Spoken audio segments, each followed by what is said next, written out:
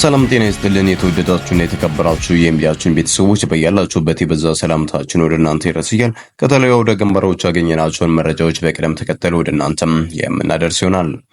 እናንተም ድምጻችን ለብዙ ሰዎች እንዲዳረስ ላይክ፣ ሼር እንዲሁም ሰብስክራይብ በማድረግ ቤተሰብ ይሁኑ እያልን ቀጥታ ወዳገኘናቸው መረጃዎች አለፍን። የጎጃም አገው ምድር ክፍለ ጦር አናብስቶች ዲሽቃ ማራኪዎች ሁለቱ ተምዘግዛጊ ሚሳኤሎች ጽንገና ብርጌድና የሆኑ ብርጌድ ጠላትን ከቀኑ 9 ሰዓት እስከ 12 ሰዓት ድረስ በተደረገው ውጊያ እንደ ኑግም ሲወቅጡት ውለዋል። መማረክ መሞትና ጥሎ መፈርጠጥ እንደ ልማዱ ያየው ጠላት ኮሎኔል አባተን ጨምሮ እሱ ሲመራው የነበረውን ክፍለ ጦር በተደመሰሰበት አሸፋ ላይ ዛሬም እንደ ልማዱም ከፍተኛ ኪሳራም ደርሶበታል። ዙፋን አስጠባቂው ወራዳ ኃይል ያለ የሌለ ኃይሉን ከ73ኛ ከ75ኛና ከ23ኛ ክፍለ ጦር በማውጣጣት የዘንገናን ብርጌድና የጊዮን ብርጌድን ለማፈን ባደረገው ሙከራ አይቀጡ ቅጣትም ሲቀጣም ውሏል። እንደሚታወቀው አብይና ቡድኖች ሲዶልቱበት በሰነበቱበት ሚያዝያ 1 የናጸደዋለን ዘመቻ ከሞት ለመዳን የሚያደርገው መፍጨርጨርም ሆኑ ነው። እንግዲህ ጀግናው ፋኖ በቁመ ጠብቀኝ በ2 እና 3 ክላሽ ተጀምሮ ለድፍን 2 ዓመታት ጠላትን ጉሩምባውን እያነቀ ያመጣውን መሳሪያም በሙሉም ዲሽቃ፣ ብሬን፣ ስናይፐር እንዲሁም ክላሹን በመረከብ የምስራቅ አፍሪካ ዘብ የሚሆን ግዙፍ ክፍለ ጦርም በገነባበት ወቅትም መሆኑ ነው። ይህ የህልም ሩጫም የጨቋኙና አምባገነኑ ስርዓቱም የመጨረሻ ሞቱም የሚያፋጥነው ይሆናል። በዚህ ውጊያ ጠላት ከፍተኛ ኪሳራ የደረሰበት ሲሆን ሞትና ቁስለኛ በመሆንም ሬሳውንም እንኳን ማንሳት በማይችልበት ሁኔታ ሲደቆስም ውሏል። በነበረው አውደ ውጊያም ከ31 በላይ ወደ ላይኛው የተላከ ሲሆን 2 ብሬን የተማረከ 17 ክላሽም የተማረከ ሲሆን ከ2000 በላይ ተተኳሽም ተማርኳል። በክፍለ ጦሩ የጥምር ውጊያ በተቀናጀ መልኩ ጠላት የተዳመጠ ሲሆን ጠላትን ማደባየቱም ተጠናክሮ ይቀጥላል። በሌላኛው ውጊያ የአማራ ፋኖ በጎጃም አንደኛ ክፍለ ጦር የጣናው መብረቅ ብርጌድ በዛሬው ዕለት ከቀኑ 8 ሰዓት እስከ 10 ሰዓት ድረስም ጠላትም በከበባ ሲወቅጥም ውሏል። በውጊያውም በርካቶች ሙትና ቁስለኛ ተደርገዋል።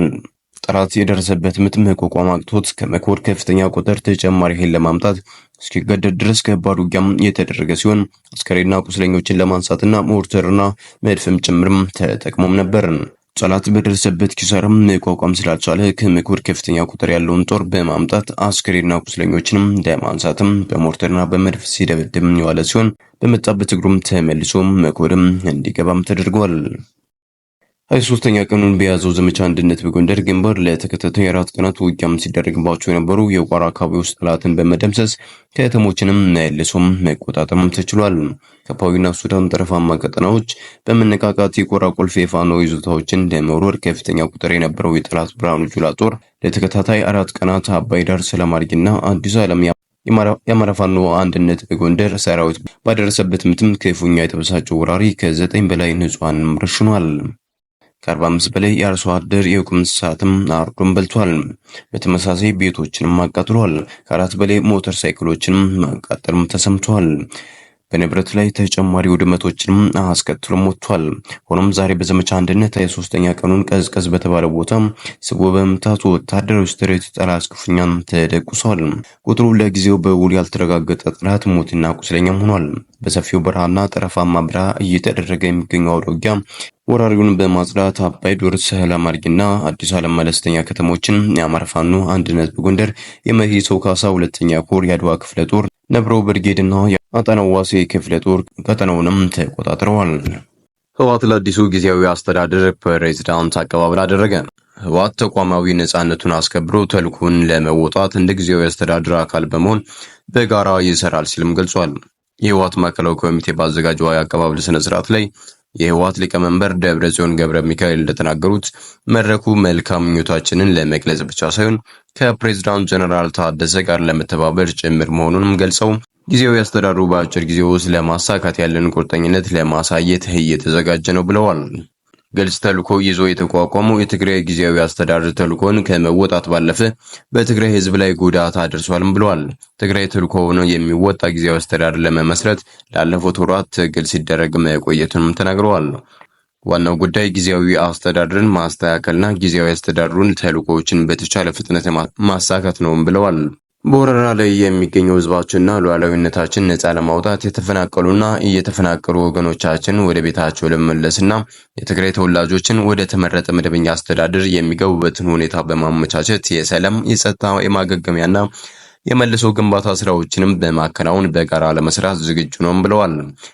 ዶክተር ደብረጽዮን ለፕሬዝዳንት ታደሰ ወረደ መልካም የስልጣን ዘመን የተመኙ ሲሆን ህወሓት የጊዜያዊ አስተዳደር አካል ሆኖ ተቋማዊ ነጻነቱን አስጠብቆ በቅርቡ በጋራ ተግባራችንን እንደምንወጣ ሙሉ እምነት አለኝ ብለዋል። የፖለቲካ እስረኛ መንበር አለሙ ዛሬ በአገዛዙ ፍርድ ቤት እንዲህ ሲልም ይናገራል።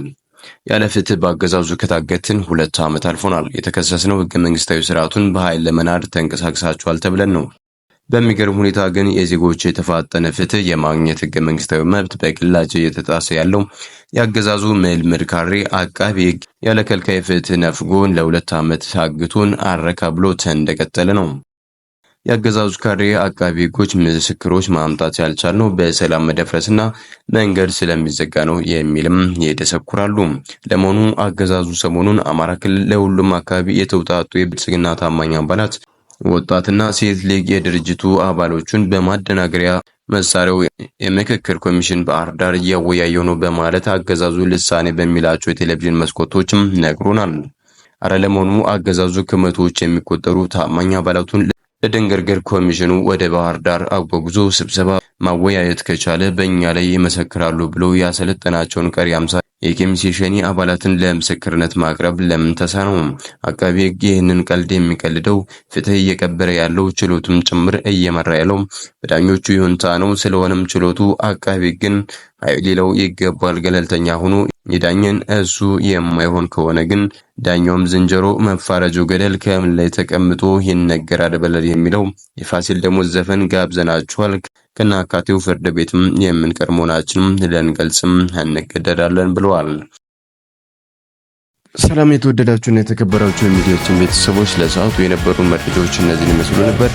በሌላ መረጃዎች እስከምንገናኝ በያላችሁበት ሰላም ቆዩልን።